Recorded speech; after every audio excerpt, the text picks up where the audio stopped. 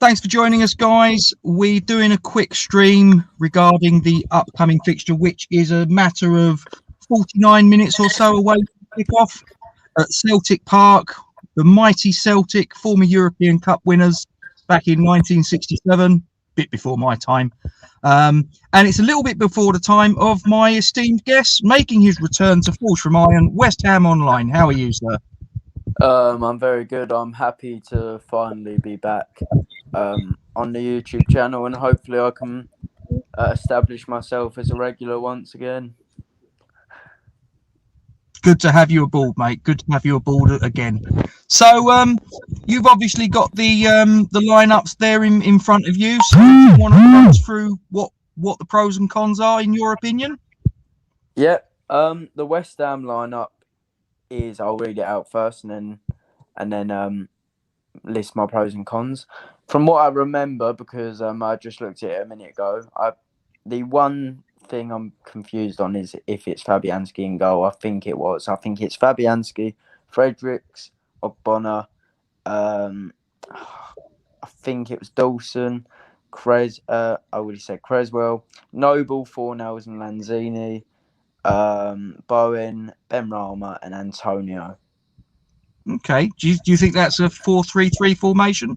I think it's going to be a 4-2-3-1 with Lanzini next to Noble in the defensive midfield positions. Okay. Oh, Cahill's popped up. Hello, Cahill. Hope you're well. Hope you're well, Cahill. So, have we got who have we got on the bench then? West Ham Online. What are David Moyes' options from the bench? Should options be needed? From what I remember, Odubeko must have an injury or something because he's not on the bench and he wasn't in the under-23s last night. It is Forson, who I'm not sure on, Okaflex, Coventry, and a few other. Yeah, it's basically just youngsters, if I'm honest. It's Holland and a few others. Ben Johnson's on the bench, and that's pretty much all that you need to know. The one I actually wanted to start was Conor Coventry because I wanted to see a lot more of him in this pre-season, and Celtic is a bit of a tougher opposition than Reading, so I wanted to see how Coventry got on. I don't really get why we're starting Mark Noble. We know what Noble can do. I think for me it would have been a great opportunity for Coventry, and I hope he gets at least a half of game time today. Yeah, I think this is probably the make or break season for Conor Coventry. I think that if he doesn't make the breakthrough this season, I don't really think he's going to with the best will in the world. How about yourself? Yeah, I agree. I think it's the season for Coventry to break through, and I agree with you. If he doesn't, for me, that's the end of his time at West Ham. He'll probably end up in the Championship, and I believe that he can be a really good Premier League player. So I think it is his time. I hope Moyes thinks that as well, but Moyes is a harsh critic, and hopefully he isn't as harsh with the young players, because if he is, then Conor Coventry is going to be at Lincoln next year.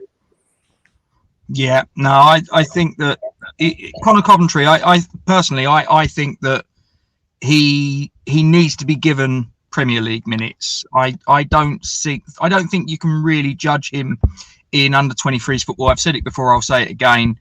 I think to judge him purely on under 23s football, it probably doesn't give the full picture. I think that you need to test him in first team games, whether that's League Cup, Premier League, FA Cup, even you've got now the option of the Europa League this season. I think we need to give him some minutes. We need to give him a little bit of time on the pitch. Starts here, coming on maybe for the last sort of 20 minutes, half hour. Make a judgment on him then. If he's not good enough, then fine, absolutely, move him on, and I wish him the best of luck. But I don't think you can really judge a guy. Is he good enough for the Premier League? Well, how many minutes has he played in Premier League football? None. So can't really judge him on that. Yeah. I think he deserves the chance as well. And the other day when we played against Reading, I thought, I don't want to go overboard, but what I'm going to say is going to make him sound like Ronaldo, but I'll expand on it. I think it was a perfect performance, and he literally couldn't have done much more. But it was easy for him. I think Noble gave him the role of expressing himself, coming back to the defence, getting the ball and playing out from the back. Yeah. Reading looked crap, if I'm honest. And for a midfielder, it was quite an easy game. He had a lot of time. Their attack was about as toothless as a bad dentist. He had a lot of opportunities to get forward as well, as we saw with his goal. Yeah. So I don't want to go too overboard, but he did look. It was a perfect performance from Coventry, but we want to see him in tougher games because even Carlos Sanchez put in a perfect performance once against Oxford. So lower league opposition is something you can't really judge them too much on. We need to see him Celtic, in my opinion, and teams like that, Brentford and Atalanta. These three teams would be good tests for him because they're all similar quality to what we'll be playing next season. Absolutely. And Celtic, I mean, to be fair, this is a new look Celtic team because obviously they've got a new manager in Ange Postecoglu, who, if people aren't aware of him, he's a coach from Australia. He's got a pedigree down under, and he's come into a Celtic team. Obviously, last season it went a little bit pear-shaped. They'd won 9 Scottish premierships in a row, and they were going for their 10th, and obviously they were pipped by their near rivals Rangers. So they'll be looking to hit the ground running this season. They've obviously had their Champions League qualifying game. I believe it was a 1-1 draw against Midtjylland in midweek, wasn't it? Yeah, it was. The keeper. Oh my God. The Celtic keeper. I'm not sure it was, so I don't know if he's in goal today, but he is horrendous. Ooh. I hope he is in goal today then. Fingers crossed. But I mean, they should be further ahead in their pre-season because obviously they've just played what is a Champions League. Yes, it's a qualifier, but they've played a Champions League game, so they're going to be further ahead in their pre-season program than we are. So I don't know about you, but I'm not really looking too much at a result here. You know, if we go there and we win, that's fantastic. But as far as I'm concerned, what I want to be looking for is I want to be looking at players and seeing a performance. And for me, from that starting lineup, the guy that I really want to keep an eye on, I don't know about you, is Said Benrahma. Yeah, Said Benrahma, I agree with you. He's a player who I thought in the last game, once again, against Reading, he's a brilliant player, but he was just wasting opportunities, in my opinion. I think he was being too selfish in some areas. He just needs to get that final pass right because technically I'd say he's probably our best player. Absolutely. So for me, it's just about his footballing brain, and he just needs to get them final passes right because he is a special talent, and I'm sure Brentford fans and pretty much anyone would tell you that. So that's what we need to see from Said. He's had a year to adapt now. He's got used to the coaching by David Moyes and the way we play, etc., etc. So this should be the year that he kicks on. He's got a lot. He's going to get game time. We've got Europa League. We're in 4 competitions. It's the year. It's basically make or break it. For me, it's like Coventry, but a different situation. I think it's make or break for his career as a top level footballer. Yeah, and I mean, you know, I'm a Benrahma fan. I'll get that out there, but at the same time, I can look at his performances last season, and just because I'm a Benrahma fan doesn't mean to say I'm gonna, you know, blow smoke up his arse every single game. There were times last season where I thought he just didn't turn up, and if I look at his season as a whole in Claret and Blue, did he justify a £25 million price tag? Absolutely no, he did not. But the thing is that I did ask the question at the time when Lingard walked through the door, has this possibly stunted the progression in the first team of Said Benrahma? Well, it doesn't look like that Lingard's going to be coming back as far as the noises we're hearing coming out of Old Trafford. If that's to be, let me just get rid of that. If that's to be believed, then this is a massive, massive opportunity for Said Benrahma to stake a claim in the first team and play the role that Jesse Lingard played last season. What are your thoughts? Yeah, I've also heard that Mateus Pereira is a player we're looking at, and that is looking relatively likely. And I think the good thing about that is, like Lingard, he's a terrific player and he's also got sell on. But in Benrahma's case, I think Moyes would actually bench Pereira if he wasn't playing well. Lingard could have gone out there and stabbed all the players. He would have still got a start, despite how good he was. Like, I think Moyes probably wanted to propose to him by the end of the loan deal, so he was never going to sit on the bench. I think Pereira will be in a similar situation to what Benrahma's in which the minutes will be shared out across the four options of the front three. So yeah, brilliant.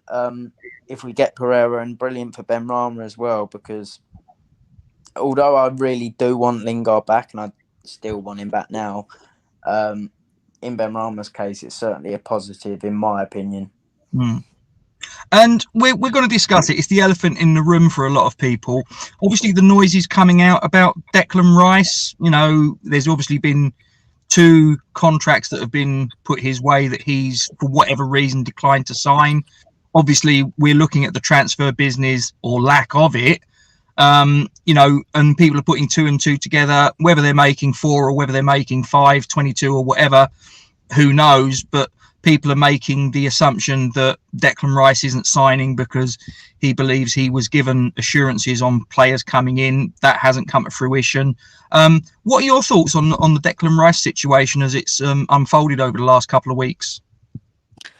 I might have a slight unpopular opinion on that, but if that is the reason why he's not signing, then obviously it's justified, because he's proved in the Euros final that he is a top level player, and he can still play. Well, still, what am I about? Still, he's going to play at the top level for the next decade, in my opinion. So, if that is the reason why he wants to leave and why he won't sign a contract, then yeah, it's incredibly justified. But I think Rice wants to leave anyway, in my opinion. I think he does want to go to a top club. I don't think he'll go this year. I think he'll go next year, even if he does sign a contract, because Rice isn't a player like Noble, where I think he'll be at West Ham for the rest of his career. Rice is a player who has spoken about trophies before. He's spoken about playing with Mason Mount. If I'm honest, a couple of the things he's done, if it wasn't Declan Rice, we'd see it as disrespectful. Some of the things he's done regarding Chelsea, you know, he's basically flirted with the club a couple of times, in my opinion. But I love Rice. I hope he stays, but it's a matter of when he leaves, not if he leaves, in my opinion. So I wasn't that bothered when I saw that news. Yeah, I mean, let's not muck about. You know, Declan Rice, he's not a West Ham fan. You know, we need to accept that fact. He didn't grow up a West Ham fan. He grew up a Chelsea fan. We all know that. I don't doubt for 1 minute he has a genuine love for the fans, for the club, what it's done for him throughout his career. But let's not mistake any of that and think that this guy is not as far as his career is concerned. If you look at what he obviously did, he won 3 caps for the Republic of Ireland, and he had the opportunity still to play for England, and he took that opportunity because he saw that, you know, with England he was going to you know, potentially be able to achieve things with England. With all due respect to the Republic of Ireland, and I'm saying this, I'm half Irish, so you know, I'm not saying this you know, to just from a totally English point of view. I can look at it from both sides, you know, and you have to be realistic and say that the Republic of Ireland, with all due respect, were never going to potentially achieve the things that England could potentially achieve with the pool of players that the respective countries have got. And he obviously looked at that and made a career decision to play his international football for England. And you'd have to say that on balance, that's been a decision that's been justified. Now, I think that if he can do that for, you know, a choice between Republic of Ireland and England, if the choice has to be one day, whether it's this season, next season, or at some point in the future, West Ham United and all that they can offer, and a top 6 club, whether it's a Chelsea, whether it's a Manchester United, whether it's a Liverpool, whatever, you know, I think that he will be completely ruthless if he looks at it and thinks, I want to win trophies. It's not just about, money. It's about sort of like, winning cups, winning leagues, playing in Champions Leagues and all the rest of it. He will do what's best for his career, in my opinion. Your thoughts on that? I also think in his career, Rice has shown that he's not ruthless, but he's not afraid. You just mentioned that Republic of Ireland decision. I'm sure he knew the backlash he was going to get from the Irish fans for doing that. Yeah. But he still did it. He still, as you said, he saw England was basically a better option, had more chance of winning things. Ireland, realistically, they could enter the World Cup with no other teams and they'd still find a way to lose. So he saw that England were the better option. Yeah, I mean, I've got family back in Dublin, and I've had conversations with some of my uncles, some of my cousins, and whilst they were disappointed, because even then, I mean, obviously, that was a couple of years ago that this happened, obviously, and I would say that Declan Rice has obviously gone on to another level since then. But even then, you could look at Declan Rice and go, that's a player, and I'm sure they were disappointed to lose him. But talking to some of my family back in Dublin, they turned around as a career decision. You couldn't really look at it and argue, because you look at the Republic of Ireland and the pool of player they have to choose from, the pool of player that England have to choose from, and like I say, their respective potentials. England all day long are going to be able to achieve more, and that's obviously been borne out with what the countries have achieved since. England have got to the European Championship final, obviously lost on a penalty shootout. Ireland did, for whatever reason, didn't qualify for the tournament. And again, this is, they're facts. It's not me sort of saying as an England fan trying to do down the Republic of Ireland. As I say, they're a country I have tremendous respect for and affinity for. But, he made the right decision as far as that was concerned for his career. And I don't think that when push comes to shove, if he has to make that choice between us and, like I say, a top six club, taking my West Ham specs off for a moment, regrettably, I don't think that there's a choice that, it's not a choice that he's going to make in our favour. Yeah. And I think what you just said there, I want to tie another point to it because it was spot on. The bit of the pool of talent that England have compared to Ireland, it's also shown that Rice believes in himself. Obviously, he knew England had a lot of good players. They would have a lot of good players coming through in the future. So there was no guarantees he'd be a consistent England international throughout the years. I think he pretty much knew that at that point he was going to get called up if he did declare for England, but nothing was certain in the long run. And I think he'll believe in himself even if he goes to Chelsea, despite them having Kante, Jorginho, Kovacic, even if he goes to Man City with all the options they've got. Rice has shown that he's ambitious, he believes in himself, and the other points I made earlier that he's not afraid. He also showed this when he got released from Chelsea. He stuck at football, he believed in himself, and he could have made the easy option and gone to Fulham. Instead, he went out of his way to move into a difficult scenario, housing-wise, away from his parents, moved to West Ham, a more ambitious move than Fulham. So I think, once again, showing ambition. So I think this is just the person that Rice is, and you can't put him down for that, in my opinion, because if you'd ask most people if they'd move forward in their job, despite them loving it, if that makes sense, if they'd move to a better scenario, a better environment, get better money, they'd all take that option. And speaking about money, obviously our transfer business is something, again, tied in with the Declan Rice situation, as I alluded to earlier. Are you a little bit concerned? I mean, I'm of the opinion, and I hope I'm wrong, but I'm of the opinion that the reason that we've had such a lack of transfer activity up to this point, I'm a little bit concerned maybe we don't have the money that people think we do. I mean, what are your thoughts? Yeah, I don't think we have a lot of money, personally. I think our budget probably max would be about 50 million, I'd say, for this window. I think even that 20 million the Sebastian Haller deal, so only really 30 million from this window. Is that what you're saying? Yeah, I believe so. Yeah, And also, I think the one thing I've got to praise Sullivan for, the one thing, the loan to obligation to buy Benrahma, what he did last summer was, I've got to be honest, really intelligent from a financial standpoint.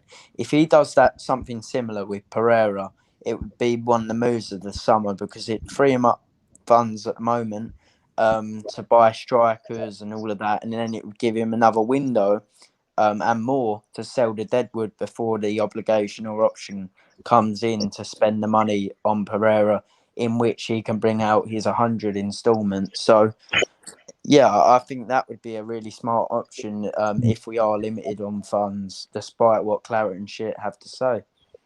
Yeah. Yeah, and getting back to the match today, obviously Celtic is a club that West Ham over many years has actually had quite a few links with. I mean, if we go back, you know, there's been a lot of players that have worn both shirts. If we go back, we've got sort of Paolo Di Canio, Frank McAvenny, John Hartson, Ael Berkovic, Stuart Slater. There was even a link going way back. I believe I'm right, and someone can correct me, but I'm fairly sure that Bobby Moore had his testimonial against Celtic. So there's a lot of parallels that we share with Celtic Football Club. Sadly, not a European Cup and as many league titles in their country, but as far as players are concerned, we've got an awful lot in common. Yeah, even Albion Ayeti joining Celtic. Yeah, the Celtic fans that might be watching this might not be too happy you've mentioned that name, but yeah, I've not actually really checked how he's done in Scotland, so I don't know. I'm pretty sure he's doing crap, but he had a good start. That's what I gathered. But he's not in the squad today, so I don't know where he's gone. But yeah, anyway, he was shocking for us, so it was relatively expected. Yeah, just reading that comment from Jed, chicken on top of a basketball. Yeah, I know exactly the club you're talking about, Jed. We won't mention their name just in case. Yeah, we all hate Arsenal. Yes, Mark Reaper. Yes, I forgot about Mark. Well, I didn't. I remembered Mark Reaper, but I failed to mention him. Thanks for mentioning him there, Walshy. Cheers for that, mate. So, your thoughts on what you thinking as far as a sort of like the match itself is concerned, West Ham Online? I don't know whether I'd say I feel confident for a friendly because I never really care about the results of these games. But I do think that our team is better than Celtic's. You've got to remember the Scottish League is probably they'd lose to a few of my Sunday sides. So the standard over there is not great. So I do expect that we will be better than the current Celtic team, especially when they were that far behind Rangers. So yeah, I feel confident, if that makes sense. But on the main standpoint, I just want to really focus on Said Benrahma, Conor Coventry if he plays, Frederick Alves if he plays, because I've been impressed with him. And I want to see if Jared Bowen can continue the way he's playing at the moment, because he looks like an even better player. The drive he's had with the ball at the end of last season versus Southampton and in the friendlies, I think he's really improved on that, and he was already good at it. But he just seems to be so hard to get off the ball at the moment. So, yeah, I just want to focus on them 4 players and, of course, everyone else. Yeah, I mean, for me, the result, as I say earlier, I'm not overly concerned about the result. If Celtic win, as I say, you know, I look at it that they're further along in their pre-season, so they should be sharper, they should be fitter than we are presently, and it may well be that we end up coming up short. And to be honest, I'm not actually too concerned about that. What I want to be looking at is a team performance, working on things like set plays, working on, you know, their shape, things like that ahead of the big kickoff against Newcastle at St James's. You know, as you say, Said Benrahma, Jared Bowen. I would like to see some of the younger players like the Coventrys and any of the other players on the bench that possibly could be making a push for the first team. I'd love to be able to, you know, to be able to come away from this game and say, actually, Conor Coventry had a really influential game. You know, he set up a goal, or he did this or did that, whatever. like I say, the result doesn't really concern me. I'm looking for a performance. If we can come away with that, even if we don't get the result, then as far as I'm concerned, today was a fantastic exercise, and hopefully we can take the positives out of it, whatever the result may be. Yeah, I'm excited to watch it because it's just great to see the lads back again, and it's great to see everyone seeing what standard everyone's at. I've not been impressed with Antonio in pre-season, but I have no doubts that he's probably taking it a bit light, if that makes sense. We all know his injury worries. He probably doesn't want to be too explosive like he is in the Premier League. So I'm not too worried. It's pre-season at the end of the day. You could lose 50-0 and it would you'd be concerned, but in results wise it don't matter. I wouldn't be shocked if we lost. As I say, I'll be honest. I wouldn't be shocked if we lost today. If we lost 2-1, I'd be like, yeah, fine, not a big deal. But as I say, for me, it's just about tuning up the band ahead of the big kickoff on the 14th of August, isn't it? I believe so. Yeah. Yeah. So yeah. So good luck to both teams. May the best team win. Hopefully no injuries are picked up that stops them from, on either team, stops them from playing games going forwards. And hopefully for all the ladies and gentlemen that turn up at Celtic Park today, they have an excellent exhibition of football served up from both teams, and may the best team win. Yeah. I don't really care one bit about Actually, I do have family that supports Celtic, so I will be rubbing it in their face slightly with, but at the same time, I couldn't care less because they even tell me how bad they are. I'll even tell you a story. I'm going on a bit now, but I thought like I have to say this. My uncle Brian, good uncle of mine, good friend of mine, Brian. Despite him not being much older than me, but my uncle Brian, he supports Celtic, and even when they were winning 9 in a row, this was the point where they were good in for their league anyway. They were probably about Shrewsbury standard, but they were good. He told me That's harsh. he told me he reckons if they were in the Prem, they would get relegated. Like, he completely says how bad the Scottish League is. He says Celtic are crap. He says the fans are deluded.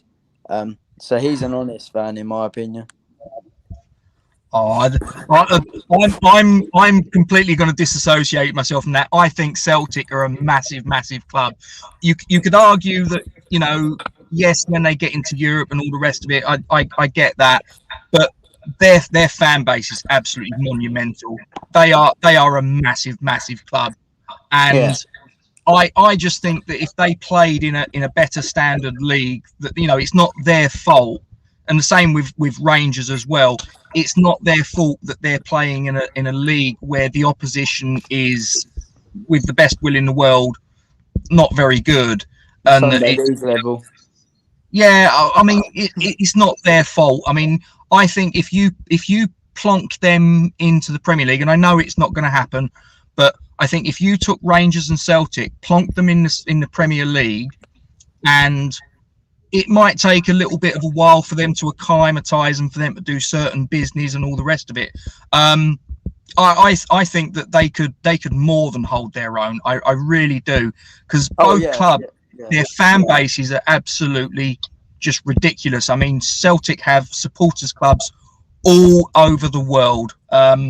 Rangers as well. They're two huge clubs, and I think if you ever could do it, if there was a way of doing it, could you imagine, Manchester United versus Celtic, or Liverpool versus Rangers, or big European nights, they might be, but having that in a league format. I know what you're saying, obviously, and I think you're maybe being a little bit tongue in cheek, maybe a little bit provocative in what you say. And that's fine, I think personally, Rangers and Celtic, are two huge clubs, and I wouldn't do them down. I think that they could hold their own in the Premier League. It might take them a while to acclimatise, but I think they could certainly do it. I think what he meant was with their current teams, not the club as a whole. I think their teams. Possibly quality isn't there, and a lot of that is down to money. West Ham online. Yeah. That's the thing, they're not the money that they get from TV rights, compared to the team that finishes bottom of the Premier League, is a pittance. It's an absolute pittance. So that's why, they probably haven't got the standard of players, and they're not going to be able to attract a Lionel Messi, a Neymar, or a Kevin De Bruyne, or whichever sort of player, which Premier League teams can attract. So, and as Jed said there, you can only play what's put in front of you. Exactly that, Jed. What you're a Celtic fan or a Rangers fan, that are out there, that you're playing against Aberdeen, or and again, I don't mean to demean these teams. It's not their fault that the league is the way that it is, but you can only beat the team that's put in front of you. And if Rangers or Celtic are the ones at the top, then they get the trophy. But it is what it is. But anyway, I'm going to wrap it up there, guys. Lovely to have you all in the chat, and it's been nice to get a couple of you Celtic boys involved. And as I say, I hope Celtic and Rangers have a good battle for the Scottish Premiership, and may the best team win. I'm a complete neutral in it. I think they're both magnificent clubs, and as I say, may the best team win. But I hope as a complete neutral that whichever team wins it, that it goes to the last game. It's a shootout. It's kept exciting, and that's all I can hope for, really, as far as I'm concerned. Yeah, and I hope personally that Aberdeen win it. If given the opportunity, I'd have Aberdeen winning that league. I seem to have upset Frank. I'm sorry, mate. As I say, I'm a complete neutral. I've got a tremendous amount of respect for both clubs in Glasgow. As I say, I'm a complete neutral. There's part of me that possibly nudges towards Celtic because my mother's background, but as I say, I try and remain neutral on these things. But anyway, I'm going to wrap it. Can I quickly send 2 messages? Can I quickly say, Jed, thank you for attending. I've loved your comments, and Frank, you must love Christmas because you're quite the snowflake. Oh, that's a bit mean. I'm joking, Frank. I think it's banter, Frank. Don't worry about it. West Ham online. What can you do? But guys, thank you very much, everybody, for joining us. West Ham fans, Celtic fans. As I say, we're all one family. We're all one football family. If you haven't already done it, guys, please make sure you drop a like on the video, subscribe to our YouTube channel, and click the bell icon to be notified of any new content as and when we upload it to the channel. Thank you very much indeed for your support. Only one thing left to say, isn't there, West Ham Online? Come on, you Spurs. No, you had to go and spoil it there, didn't you? This is what I've got to work with. You Lions.